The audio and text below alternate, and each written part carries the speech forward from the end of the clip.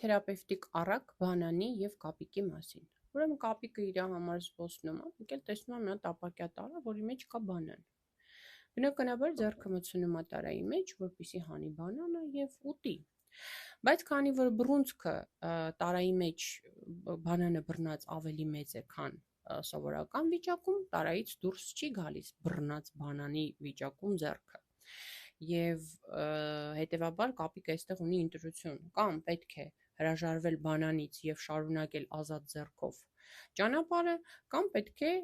բռնել բանանը պինդ ու տարայով շարունակել ճանապարհը։ Այս պատմության հոգեբանական բացատրությունն այն է, որ այդ բանանը կարող է լինել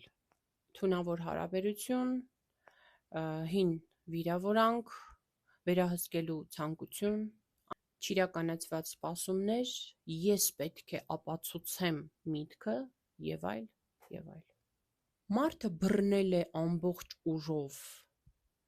եւ ինքնիրեն ասում է ես կարծես թե կապանքների մեջ եմ, բանտարկված եմ, ելք չկա։ Բայց իրականում խնդրեմը հենց բռնելու մեջ է։ Ու այս պատմության ամենացավոտ հատվածն այն է, որ ազատություն գտնելու համար մեզ երբեմն անհրաժեշտ է գիտակցել եւ ընդունել կորուստը։